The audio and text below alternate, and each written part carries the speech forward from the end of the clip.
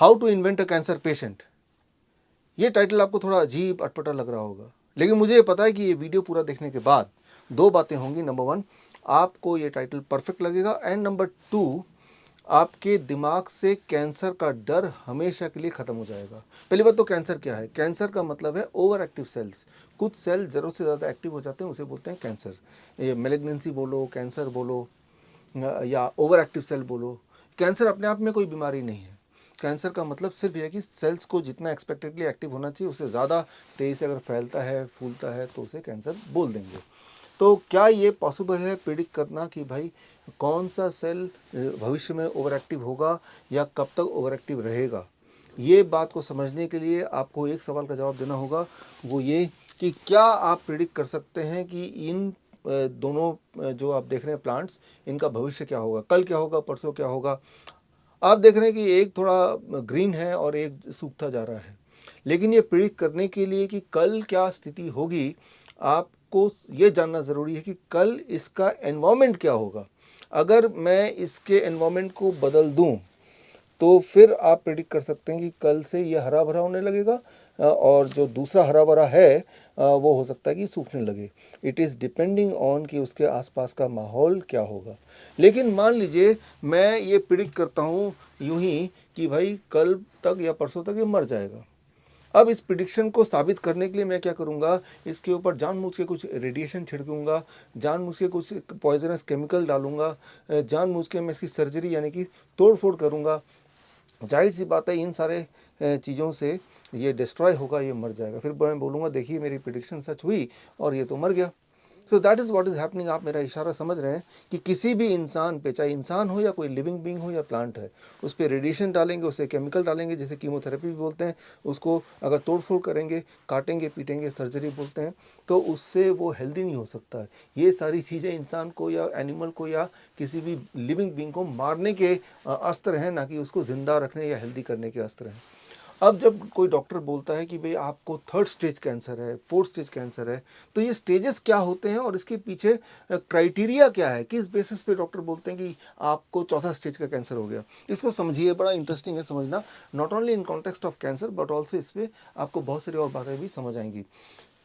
Stages का मतलब, stage 4 मतलब कि डॉक्टर के अनुसार कि आपका जो कैंसर सेल है वो कई सारे बॉडी के ऑर्गन में फैला हुआ है।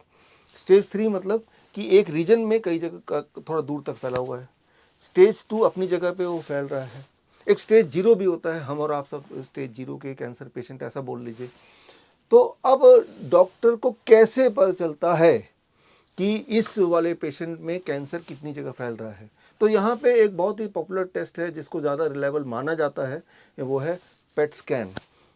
उसको आधार बनाते हैं। अब पेट स्कैन क्या है, कैसे आधार बनाते हैं, ये आपको समझना ज़रूरी है, और इससे आपको सारा खेल आपको समझ आएगा। इसे कहते हैं पॉजिट्रॉन इमेजिंग टोमोग्राफी। जो इस तरह का एक मशीन देख रहे हैं, इसके अंदर बिठा देंगे, लिटा देंगे एक्चुअली, और आपकी कुछ तस्वीरें खींचेंगे 3 डायमेंशनल। उस तस्वीरों से जो फिल्म निकल के आएगी, उसके अंदर आपके बॉडी के अंदर झांक रहा होगा वो फिल्म, और बॉडी के अंदर कहीं कहीं चमकता हुआ कुछ दिखाई देगा, और डॉक्टर बोलेगा देखो ये चमक, ये चमक, ये चमक, तो ये एक्चुअली कैंसर सेल्स हैं। तो यहाँ पे थ्योरी ये लगाई गई, एजम्पशन ये लगाया गया कि बॉडी के वो सेल जो ज़्यादा एक्टिव हैं उसे कैंसर बोल देंगे, और ज़्यादा एक्टिव सेल ऐसे होते हैं जो ज़्यादा शुगर खाते हैं। याद रखिए, इस वक्त आप मुझे सुन रहे हैं, मैं आपको कुछ बता रहा हूँ, तो मेरे बॉडी के सारे सेल ज़िंदा हैं, और जो सेल ज़िंदा हैं तो वो ज़िंदा रहने के लिए वो एनर्जी कहाँ से मिलता है? बेसिक एनर्जी मिलता है ग्लूकोज से। तो ग्लूकोज ज़्यादा वो सेल खाते हैं जो ज़्यादा मेहनत करते हैं, जिसकी ज़्यादा खपत होती होगी, वो ज़्यादा खाते होंगे। तो लेकिन जो कैंसर का जो फंडामेंटल एजम्पशन है कि जो सेल ज़रूरत से ज़्यादा शुगर खाएगा, हम उसे ओवर एक्टिव बताएंगे और बता देंगे कि ये खतरे वाला सेल है, ये कैंसर प्रोड्यूसिंग सेल है। ये एक थ्योरी है। यूँ मानिए कि आपने एक एजम्पशन बना लिया कि जो बच्चा ज़्यादा खाना खाता है वो ज़्यादा शरारती होता है, जो बच्चा कम खाना खाता है वो कम शरारती होता है। अब इस बात को साबित करने के लिए अगर आप बच्चों पर नज़र रखेंगे, हाँ ऐसे कुछ बच्चे होते होंगे जो बाई चांस ज़्यादा खाना भी खाते हैं और वो शरारती भी हैं, but there may be some children जो इस कैटेगरी में आ जाएंगे, इसका मतलब ये साबित नहीं हुआ कि ज़्यादा खाना खाने से ज़्यादा शरारती होते हैं। कुछ ऐसे भी बच्चे होंगे जो कम खाते हैं और वो भी शरारती हैं। ठीक इसी तरह से जो एविडेंसेस है वो साथ साथ स्क्रीन पे आते जा रहे हैं, आप उसे भी नज़र रखिएगा कि ऐसे एविडेंसेस हैं कि बहुत सारे बॉडी के सेल्स हैं जो कम शुगर कंज्यूम करते हैं, बट वो बड़ी तेज़ी से ग्रो हो रहे हैं, बड़ी तेज़ी से ओवर एक्टिव हो रहे हैं। तो यानी कि ये जो बेसिक एजम्पशन है वो एजम्पशन साइंटिफिकली प्रूवन नहीं है, बल्कि वो डिसप्रूव्ड है। लेकिन यही फाउंडेशन है पेट स्कैन या इस तरह के स्कैन के डायग्नोसिस का। तो अब ये डॉक्टर को कैसे पता चलता है कि बॉडी के कौन से पार्ट के सेल्स ज़्यादा शुगर खा रहे हैं? उसके लिए पहले तो पेशेंट को बोलते हैं कि एक दिन तक आप कुछ खाना मत खाओ, फास्टिंग पे रहो, करीब कम से कम 18 घंटे। अब जब फास्टिंग पे रहेंगे यानी कि बॉडी के सारे सेल्स भूखे हैं जो ग्लूकोज के इंतजार में हैं। अब डॉक्टर चालाकी से क्या करेगा कि बॉडी को ग्लूकोज ना देके, खाने के लिए ना देके, एक chemical, radio active chemical body में इंजेक्ट कर देगा। उस रेडियो एक्टिव केमिकल का नाम है फ्लोरो डाइऑक्सी ग्लूकोज, एफडीजी के नाम से ये जाना जाता है। एफडीजी, फ्लोरो डाइऑक्सी ग्लूकोज, ये एक रेडियो एक्टिव मटेरियल है जिसका एक पार्ट ग्लूकोज भी है। अब वो भूखे सारे सेल्स हैं और जैसी बॉडी में एफडीजी इंजेक्ट हुआ तो भूखे सेल्स जिनको शुगर नहीं मिला वो ये खींचने लगेंगे, खाने लगेंगे और एब्जॉर्ब करने लगेंगे। जाहिर सी बात है जो ज़्यादा भूखा होगा वो ज़्यादा एब्जॉर्ब करेगा, लेकिन जो ज़्यादा एब्जॉर्ब करेगा, क्योंकि इसमें रेडियो एक्टिव मटेरियल है, वो जब फोटोग्राफ खींचे जाएंगे इस मशीन से तो वो वाले पार्ट ज़्यादा चमकेंगे और वही आधार बन जाएगा, बेसिस बन जाएगा डॉक्टर का ये तय करने के लिए कि आप कैंसर पेशेंट हैं। अब देखिए यहाँ पे इस तरह की फोटोग्राफ आ जाती हैं। अब ये यहाँ पे ज़्यादा चमक यहाँ दिख रही है या थोड़ा बहुत यहाँ दिख रहा है, और इस वाले फिल्म में ज़्यादा चमक बॉडी के यहाँ दिख रहा है या कहीं यहाँ भी दिख रहा है। यानी कि डॉक्टर बोलेगा देखो जी आपका कैंसर इधर 2-3 जगह फैल गया है, ये 4th स्टेज का कैंसर है। जबकि असली बात ये है, ये समझिए कि बॉडी के कई सारे सेल्स जो ज़्यादा मेहनत करते हैं तो वो ज़्यादा शुगर खाते हैं। जैसे ये जो यहाँ पे जो आप देख रहे हैं, यहाँ जो सेल है इसे बोलते हैं ब्राउन फैट। बॉडी में कई तरह के फैट हैं, उनमें से एक तरह का फैट जो आपके मेरे बॉडी में, दैट्स कॉल्ड ब्राउन फैट, जिसका बेसिक काम होता है कि बॉडी के थर्मोडायनेमिक्स या बॉडी के हीट को बैलेंस करना। जिस तरह से सर्दियों के मौसम में जब आप शिवर करते हैं ताकि बॉडी में हीट आए, वो शिवरिंग में रोल होता है ब्राउन फैट का, जो ज़्यादातर यहाँ पे होता ही है। तो यानी कि जो बहुत पतले होंगे या जब सर्दी का मौसम होगा तब ये ब्राउन फैट ज़्यादा एक्टिवली रोल प्ले करते हैं। उस वक्त अगर पेट स्कैन करेंगे तो जाहिर सी बात है ब्राउन फैट ज़्यादा शुगर खींच रहे हैं तो वो यहाँ पे ज़्यादा चमक दिखाई देगा, बट ये बोल देंगे कि भाई ये तो कैंसर है। एक और इम्पॉर्टेंट बात, फॉर मोस्ट ऑफ यू, हमारा जो थायराइड ग्लैंड होता है ये भी काफ़ी शुगर कंज्यूम करता है, क्योंकि इसका काम ही कुछ ऐसा है। जिस तरह से मर्सिडीज़ कार है वो ज़्यादा पेट्रोल कंज्यूम करेगी इन कंपैरिजन टू मारुति 800, ठीक इसी तरह से। इसीलिए अप टू 1/3 लोगों का थायराइड ग्लैंड पेट स्कैन के अनुसार कैंसरस डिटेक्ट हो जाता है, जबकि वो कैंसर नहीं है, वो थायराइड ग्लैंड इटसेल्फ का अपना एक यूटिलाइजेशन का तरीका शुगर का। जिस तरह से मर्सिडीज बेंज, क्योंकि उसमें ज़्यादा बड़ा इंजन है तो जाहिर सी बात है वो ज़्यादा एनर्जी पेट्रोल कंज्यूम करेगा। ठीक उसी तरह से जो ब्राउन फैट है उसका माइटोकॉन्ड्रिया वो ज़्यादा एक्टिव है तो ज़्यादा शुगर कंज्यूम करेगा। तो ये जो हाइपोथेसिस है कि ज़्यादा शुगर कंज्यूम करना मतलब ज़्यादा ओवर एक्टिव, मतलब चांसेस हैं कि ये कैंसरस बन जाए, ये अपने आप में पूरी तरह से अनसाइंटिफिक है। ठीक इसी तरह से कई सारे और क्राइटेरियाज होते हैं जिसमें ज़्यादा शुगर कंज्यूम होता है, और कैसे पता चलता है चमक के अलावा, उसके लिए एक और क्राइटेरिया रख दिया गया, सीरम अपटेक वैल्यू, मतलब कितना एग्जैक्टली एफडीजी सेल्स ने कंज्यूम किया, उसकी भी एक कैलकुलेशन है। उस कैलकुलेशन में एक रैंडम क्राइटेरिया रख दिया कि सेल्स ने अगर 2.5 यूनिट से ज़्यादा SUV कंज्यूम किया तो उसे हम क्राइटेरिया में डाल देंगे कि ये कैंसरस है। जबकि ये जो ब्राउन फैट है कई बार ये 3 या 4 SUV होता है, थायराइड ग्लैंड कई बार 7 या 10 SUV हो सकता है, तो तब वो उसके नॉर्मल होते हुए भी, नॉर्मल फंक्शन होते हुए भी वो घोषित कर दिया जाएगा कि ये तो कैंसर है। और ऐसे में जब पेशेंट इस तरह के फिल्म को लेके सेकेंड ओपिनियन के लिए किसी भी डॉक्टर के पास जाते हैं, और जाहिर सी बात है वो एक एलोपैथिक डॉक्टर के पास जाएंगे तो वो भी सेम भाषा बोलेंगे, और जब 4-5 लोग एक ही इंसान को बोल देंगे तो कैंसर, ये तो कैंसर है, ये कैंसर है, तो वो पेशेंट खुद भी, जो कि पेशेंट भी नहीं, एक्चुअली वो हेल्दी इंसान ही था और हेल्दी इंसान है भी, लेकिन इसके अनुसार वो कैंसर का 4th स्टेज का पेशेंट है। तो यहाँ पे आपको समझना होगा कि ब्राउन फैट, थायराइड की तरह जिनको इरिटेबल बाउल सिंड्रोम होती है, वो उनके स्टमक में इस प्रकार के माइक्रोब होते हैं जो ज़्यादा शुगर कंज्यूम करने के आदी होते हैं। यानी कि अगर वो पेशेंट IBS का पेशेंट अगर पेट स्कैन के लिए जाएगा तो चांसेस है कि उसको भी एब्डोमेन कैंसर बता दिया जाएगा।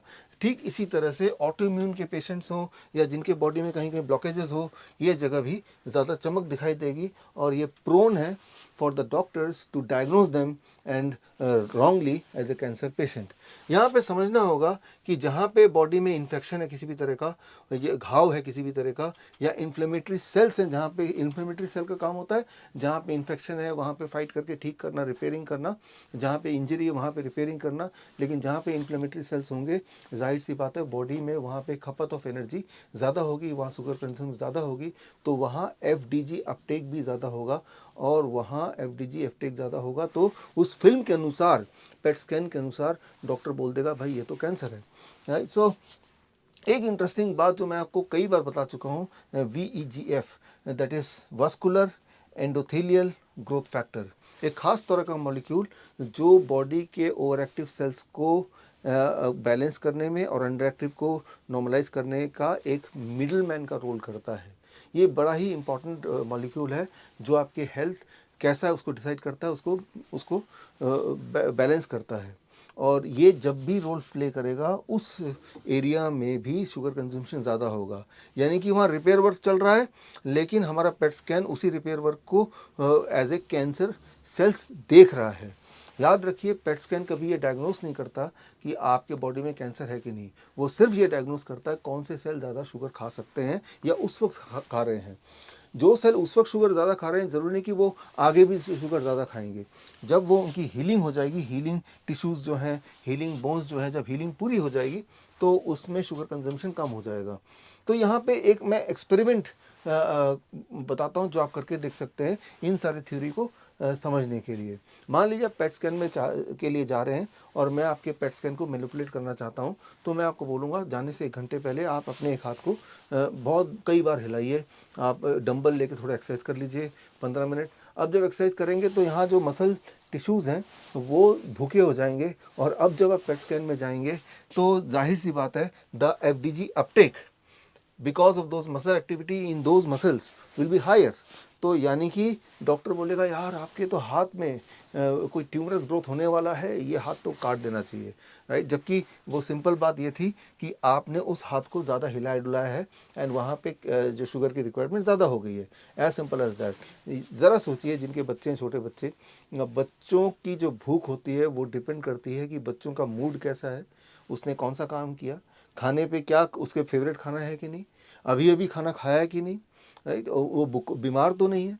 तो कई सारे फैक्टर्स पे डिपेंड होता है कि वो इस एक पर्टिकुलर टाइम पे कितना खाना खाने वाला है, वो वेरिएबल होता है depending on so many factors, right. So ठीक उसी तरह से हमारे बॉडी के सेल्स भी कितने भूखे हैं वो कई सारे फैक्टर्स पे डिपेंड होता है, वो एक तरह का खाना या एक जितना शुगर रोज कंज्यूम नहीं करते। एक और एग्जांपल मैं लेता हूँ, जब पेट स्कैन हो रहा हो उस दौरान, पेट स्कैन के दौरान आप अगर ज़्यादा बात करेंगे तो जाहिर सी बात है यहाँ पे रिक्वायरमेंट ऑफ शुगर बढ़ जाएगी क्योंकि यहाँ पे मसल एक्टिविटी हो रहा है। और ऐसा देखा गया है कि फिर ये वाले पोर्शन में चमक ज़्यादा दिखेगी, यानी कि डॉक्टर्स के क्राइटेरिया के हिसाब से you have a oral cancer. या फिर बड़ी इंटरेस्टिंग बात है यहाँ पे कि आपको अगर मैं ये साबित करना चाहूँ कि आपको कैंसर, ये जो वो आपका जो पेट स्कैन आया उसको बिल्कुल बदल दूँ, उलट करना चाहूँ, तो मैं आपको पेट स्कैन से पहले खिला पिला के भेजूँगा। अब आपके बॉडी के सारे सेल्स में शुगर ऑलरेडी है जितना उनको चाहिए, तो वो भूखे है ही नहीं।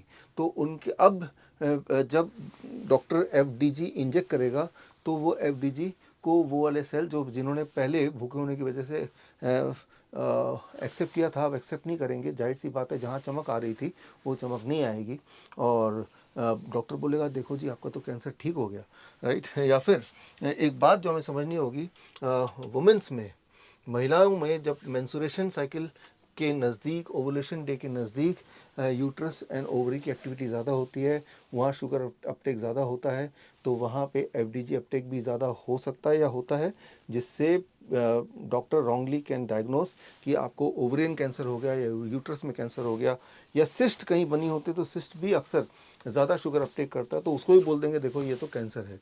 तो या फिर एक एक्सपेरिमेंट जो among the males, right, males before the PET scan से पहले अगर कोई इरोटिक मटेरियल उन्हें दिखा दिया जाए, कोई पोर्नोग्राफी उन्हें दिखा दिया जाए, और उसके बाद जब वो जाएंगे तो जाहिर सी बात है तब उनका टेस्टोस्टेरोन लेवल बढ़ जाएगा ब्लड में, और टेस्टोस्टेरोन लेवल बढ़ने से टेस्टिस में रिक्वायरमेंट ऑफ शुगर बढ़ जाता है उस दौरान, यानी कि अपटेक ऑफ एफडीजी बढ़ जाएगा, जिससे डॉक्टर बोलेगा अरे आपको तो टेस्टिकुलर कैंसर है, जबकि सच बात तो ये है कि जस्ट पेट स्कैन से पहले वो पोर्नोग्राफी देख रहा था। That is the only thing, right. So जो लैक्टेटिंग मदर्स होती हैं, ऐसे मदर जो ब्रेस्ट फीड करती है बच्चों को, उस दौरान जाहिर सी बात है जो ब्रेस्ट के टिश्यूज़ हैं, मसल्स हैं, वो ओवर एक्टिव होते हैं या उनमें रिक्वायरमेंट ऑफ शुगर ज़्यादा होती है, तो वो वाला पार्ट पेट स्कैन के अकॉर्डिंग ज़्यादा शुगर यूटिलाइज पार्ट होगा, तो बोलेंगे, डॉक्टर बोलेगा देखो this is the breast is over active metabolically,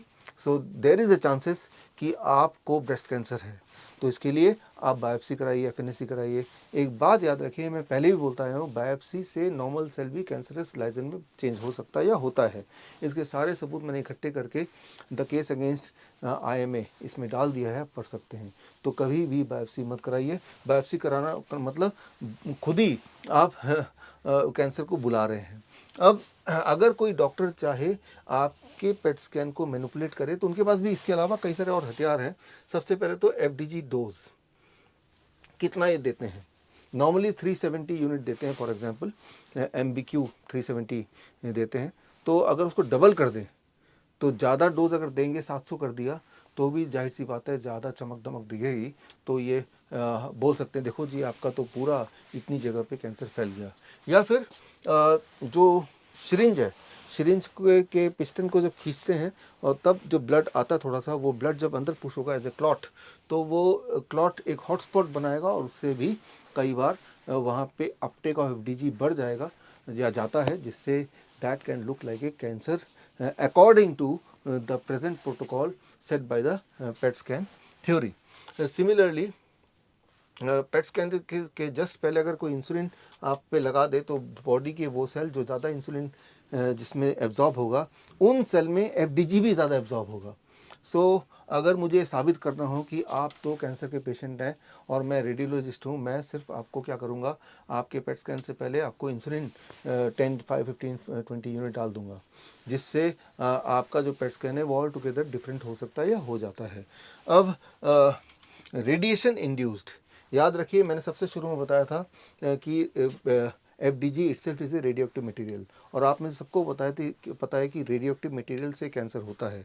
यहाँ तक कि पेट स्कैन के प्रिकॉशन में ये लिखा ही है कि पेट स्कैन के बाद अगले कुछ घंटों तक या एक दिन तक आप जो प्रेग्नेंट वुमेन हैं, छोटे बच्चे, उनसे दूर रहिए, क्योंकि आप एक रेडियो एक्टिव मटीरियल बन गए हैं और आपकी वजह से उनको कैंसर हो सकता है। जब आपकी वजह से उनको कैंसर हो सकता है तो आपके बॉडी में FDG घूम रहा है, रेडियो एक्टिव मटीरियल घूम रहा है, तो आपको कैंसर हो सकता है क्या? द आंसर इज़ येस, और ये लिखित में है, पेट स्कैन के प्रिकॉशन में लिखा ही हुआ है कि इससे पेशेंट के कैंसर होने के चांसेस बढ़ जाएंगे।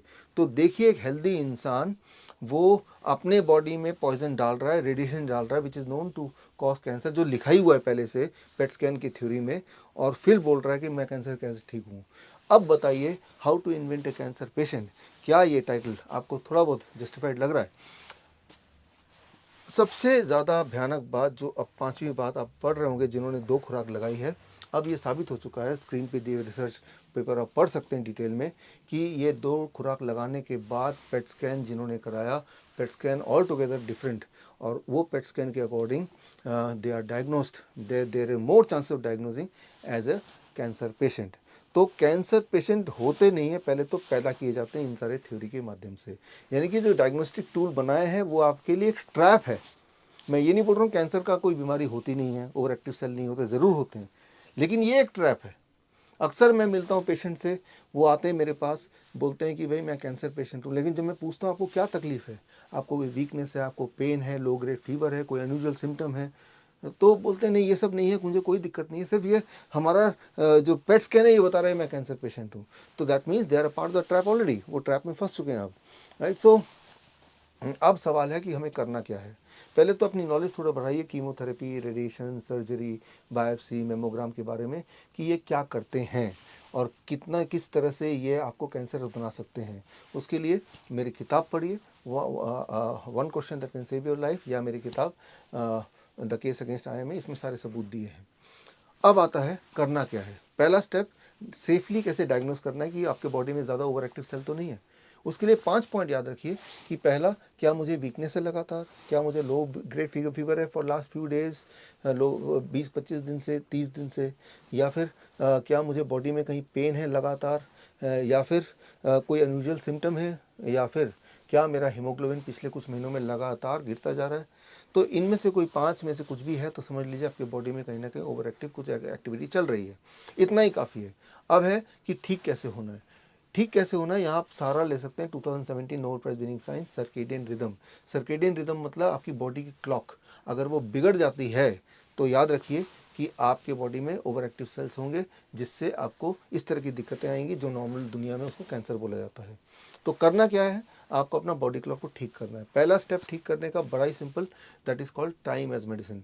आप 8 घंटे के ब्रैकेट में खाइए, 10 AM to 6 PM, जो भी खा रहे हैं, जितना भी खा रहे हैं। 16 घंटे रोज फास्टिंग कीजिए। वो जो फास्टिंग वाला टाइम है उसमें बॉडी का एक मैकेनिज्म एक्टिव होता है, दैट इज कॉल्ड ऑटोफेजी, जिससे बॉडी के ओवर एक्टिव सेल धीरे धीरे अपनी एक्टिविटी को ठीक करने लगते हैं, एक नॉर्मलाइज करने लगते हैं।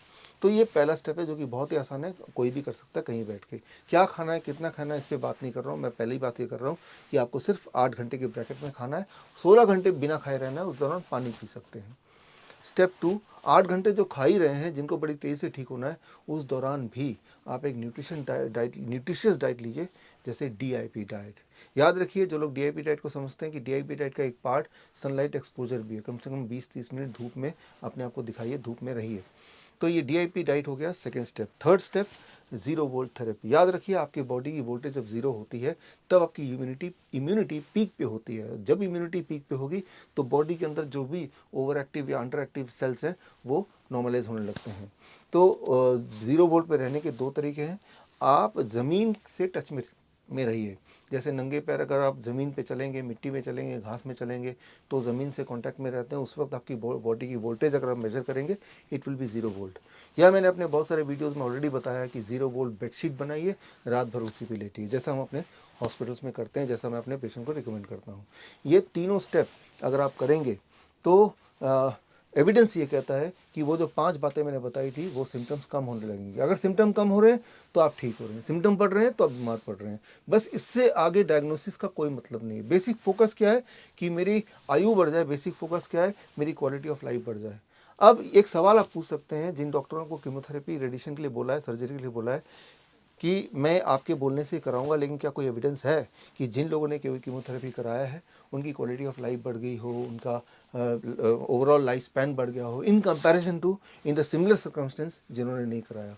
इस पे बहुत सारे रैंडमाइज कंट्रोल ट्रायल हो चुके हैं ऑलरेडी दुनिया में, वो रिकॉर्ड्स में है, जिससे साबित होता है जिन्होंने कुछ नहीं कराया they had a longer life, more enjoyable life in comparison to जिन्होंने डॉक्टर के बोलने पे कीमोथेरेपी, रेडिएशन, सर्जरी कराया। सारे एविडेंसेस मैंने अपनी किताबों में दे दिया है। तो मोस्टली जितनी सारी बातें मैंने बताई, इसी से आपको रिलीफ मिल जाएगा। और अभी भी कुछ पेशेंट अगर ऐसे हैं जिनको ये सब करने के बाद भी रिलीफ नहीं मिला या उतना रिलीफ नहीं मिला, तो इंतज़ार कीजिए मेरे अगले किताब का। किताब का नाम है how to invent a cancer patient. All the best, जय हिंद। अगर आप life saving videos, health tips के रेगुलर अपडेट चाहते हैं, हमसे व्हाट्सएप से जुड़ना चाहते हैं, तो स्क्रीन पे दिए हुए नंबर पर व्हाट्सएप कीजिए अपना नाम।